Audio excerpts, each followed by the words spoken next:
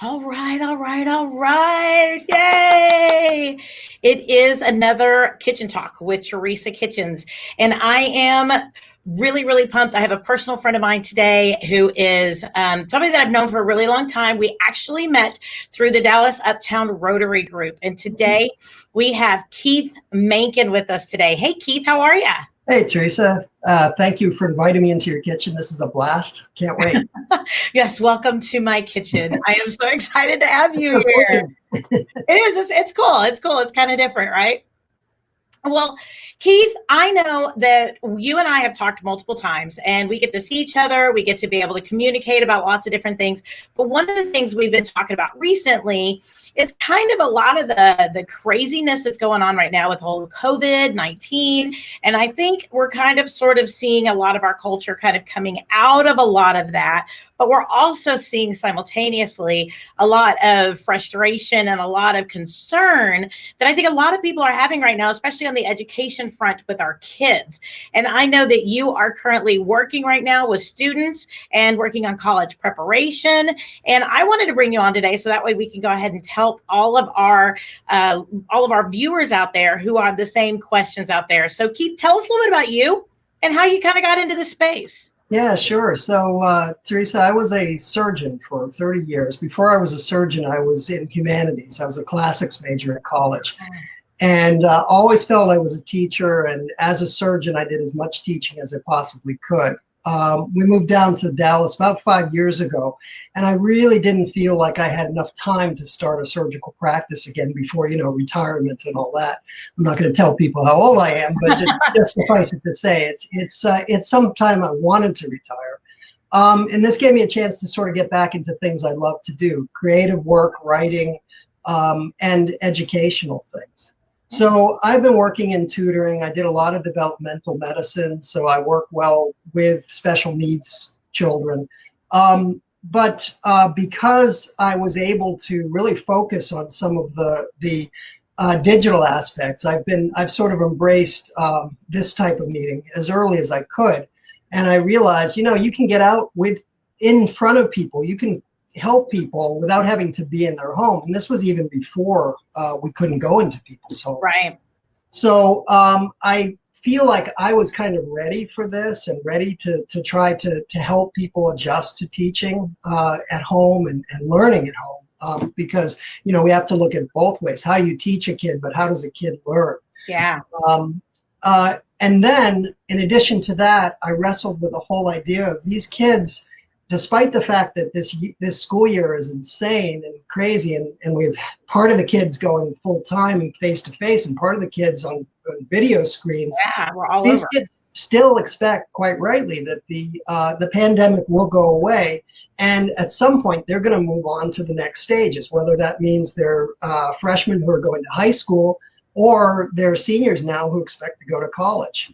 And although the rules and the ground rules have changed, it's still the same problem, and you need to focus, and you need to have somebody just sort of take you by the hand and say, okay, let's work through this.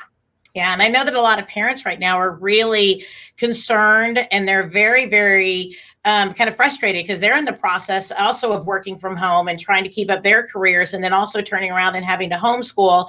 And I know a lot of homeschool curriculums or the platforms that they're using are quite intense, especially they have to log out of certain things for different topics and different concepts, and they have to have their homework done at a certain time. And we're also seeing that some kids are actually assigned like a week's worth of homework, and they can turn it in whenever, as long as it's due or turned in by Friday. So it kind of changes the whole self-management piece as well. So what fears do you see, or what concerns do you see that families are coming to you with during this time as you're helping families to kind of cope and deal with this as well? Yeah, I think it's are they getting the most out of what the opportunities are and the resources? And the other thing is the whole accountability thing, but it's the same thing. I mean, even before this type of education, it was, have you done your homework? How many times have both you and I as parents said that? And I was blessed with a child who said, Dad, I've done my homework for the whole week. You can get off my case. But as I'm sure you were, Yeah. but really, yeah. But even then, it's like, okay, what if he said no? What would I do? How would I help him catch Yeah. up? In this day and age, how can a person who is just wrestling with some of the online platforms themselves for the meetings and for their work, then turn around and say, okay, let me help you as a student figure out how to do this. I definitely want to give credit where credit is due. The platforms they've put together, the education that they put together is unbelievably spectacular. And if you think that a lot of the programs they put in place were done, over a long weekend, a 2-week Yeah, spring they break? had to get all that together really fast because Yeah, that pivot was like boom. yeah. And it's incredibly sophisticated. And I've had a chance to look at some of the programs. They really are incredible. Are they perfect? No. Are they going to catch everybody? No. Are people going to fall through the cracks? Of course. But they do in the regular teaching anyway. And I think that the comfort of knowing that this really is temporary to a point. We've been talking about this a lot in our networking life, and even at Rotary, where we're saying, well, we'll go back to in person at some point, but aren't we going to be able to capture some of these people online too? I think we'll see hybrid education. And I think parents have to be ready for that. I think they have to be ready. And that's another concern they're having. How much of this do I have to learn because it's going to go on? My child's in 3rd grade, 4th grade. Am I going to have to do this for the next however many years, 9 years? And the answer is, yeah, probably to some level. Wow. Wow. Well, I would also like to be able to take this opportunity to tell people that if you are watching and if you do have questions for Keith, please make sure that you do post them below. And as we're talking, we'll go ahead and we'll throw them up there and we'll test his in the moment knowledge about everything. But we are really excited to bring the Sterling Insurance viewers real life solutions for this. So as we're seeing that, let's specifically kind of change our tune a little bit to let's talk about, I think the biggest fear right now or concern is really revolving around the students that are college bound, the students that are like within a year to 2 years, maybe even 3 years from the college opportunity. They're taking classes like, chemistry, and they're taking advanced mathematics, right? Calculus and trigonometry. And there's a lot of us, myself included, who, it's been a few years since we've done stuff like that, right? And, Right.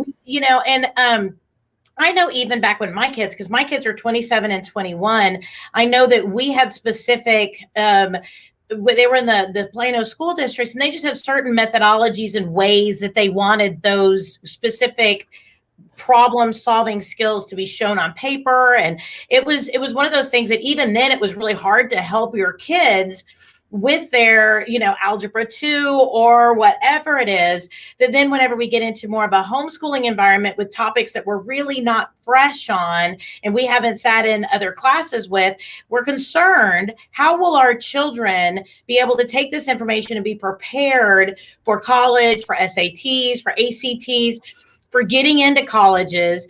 What are you seeing right now that families are doing to be able to adjust, and what are colleges doing to be able to adjust to the new environment as well? Yeah, well, excuse me, what the college answer is a relatively simple one and a very encouraging one. Colleges know this is going on. And for colleges, it's very much a buyer's market. Is that, I always get that wrong. I'm Yeah, kind of obviously like a real estate, kind of like a but basically, the students applying to college are in the driver's seat because the colleges really need people to come and recruit, especially private colleges, but the state schools as well. And they really want people to come and say, yes, I will come. I am committed, because I think they're anticipating a lot of people will defer, or a lot of people will take alternative college routes, at least for a few years. When it comes to the courses that are being taught, there is going to be some understanding that, it may not be the level of depth that people would have ordinarily.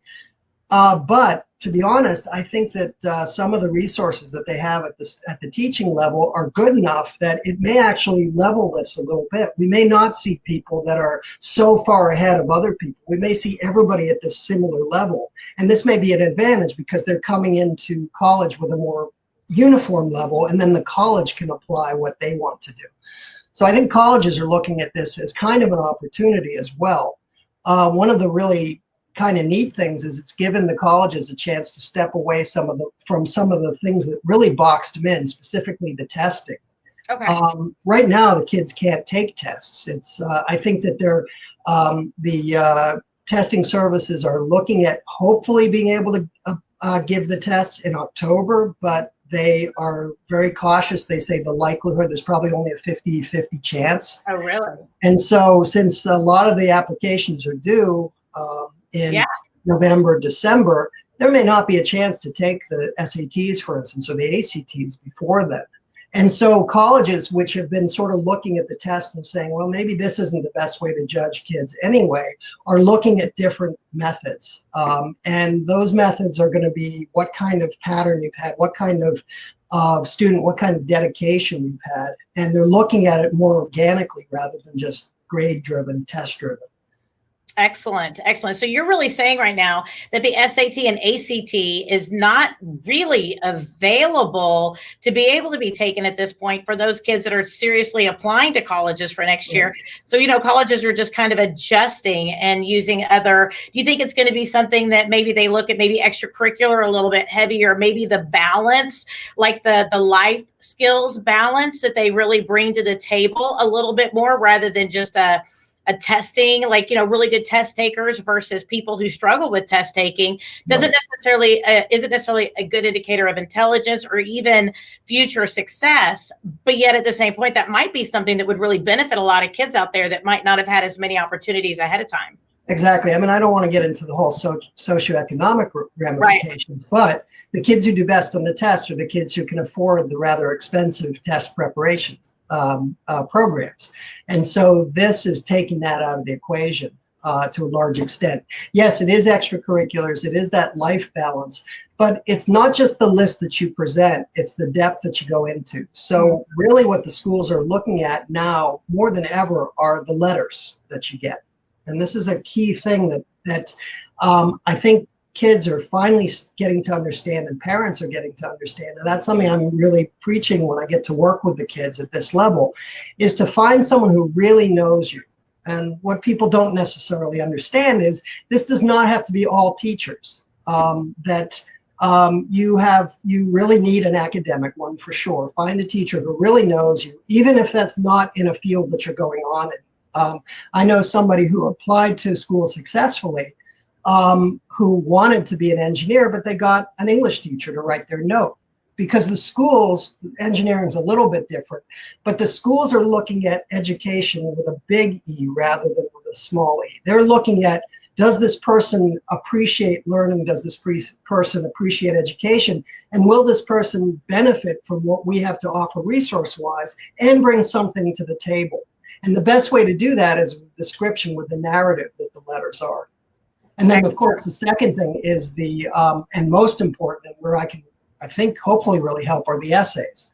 That an essay written with your voice, the student's voice, that tells why you did what you did. And even if what you did was really silly. My son wrote an essay talking about saberage, which is taking a saber and opening a bottle of champagne with it, or a bottle of wine, which he had no experience, by the way. He didn't have sabers and he was too young to drink. But he wrote a whole essay about it, right? But he just thought it was the coolest thing. And he explained why that was a gesture that really spoke to him. I think when they looked at that essay, they say, wow, this is not like any essay I've ever seen. This guy, I want to know more about this person. Right, he was creative and he was kind of outside the box and probably really caught their attention because it was unique. Right, exactly. So. Interesting. So how do you specifically partner with families to help them overcome this, help them to be able to know what they need to make sure that they prepare their kids for, and or what they need to make sure that they're prepared for as they help their kids transition? Sure. Well, I work in different levels. I mean, I can do sort of the whole consulting thing. I can start with a kid, junior year, even sophomore year, and say, okay, you want to go to college. This is great. This is the kind of thing. You want to be a doctor? Are you sure? No. Regardless. All right, let's try to guide what you're going to take and why you might want to take it. So I can help choose sort of the elective schedule. I can help choose what teachers to get letters from. From the standpoint of, this current year, it's not too late. I can start working with kids and get them to come up with a college list and figure out how to fill out all the common applications and the separate essays. And even to the point of working a little bit with how to do a successful interview, which is going to be really weird because it's going to be a lot of this. It's going to be a lot of virtual interviewing. Which is going to be hard. It's really almost going to be more important than it has been in the past, because it's really that personal connection that you're making with that university that is really going to make a big difference in that application process. Don't you feel? Yeah, absolutely. And it's funny, this is a totally different set of skills, as you know, from in-person networking. I mean, you go into a room and there's body language and everything. This is a different type of body language. This is eye contact with someone who you're not even in the room with, and animation with your face, and involvement, and how you sit, and making sure that you're really engaged. I mean, I think it's a skill that needs to be learned. Kids are probably more comfortable with it than the adults are. But I think it gives the adults some comfort to see the kid working on that. Yeah, absolutely. Well, they're so selfie driven. They're used to being in front of a camera, so right. they'll adjust well, But even then, sometimes when we're on, and we know it's a really important interview, we're a little bit different, right? We all kind of carry ourselves differently than if we're just goofing off with our friends. So it's definitely important to have that serious, professional, but yet fun and engaging, really, really good presence on those types of interviews. I like that. That's wonderful.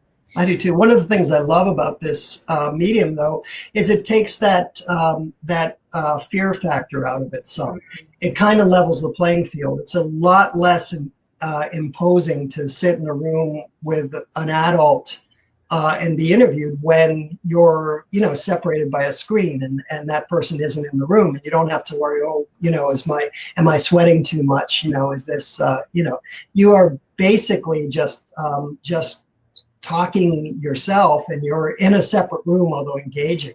And that is, I think, going to be a really good tool for kids. And I think that we'll see the real kid come out rather than this polished practice kid who has the speech memorized, which, by the way, interviewers really don't like. So. Right. Well, I know you're a little bit of a Renaissance man. You had mentioned earlier that you have the English, the background a little bit differently, and you really, I would love to be able to hear what other types of things. I know you have Keith Mankin Consulting, which includes the idea of helping families over this hump in their educational process with their kids, but what other types of activities, if somebody wanted to be able to connect with you, what other types of services do you offer? Well, that's great. Thank you for asking that. Besides helping with the educational component, the application component for the kids and in school, I can also help set up educational curricula for businesses. So if you think that your business would be really helpful to have a specialized meeting about such and such, I can help, say, okay, good. This is how you want to get your speakers. This is how long you have to have. This is how many breaks to have. This is what kind of treats to have during the breaks. Things that people don't necessarily think. I like treats. Yeah, exactly. Everyone does.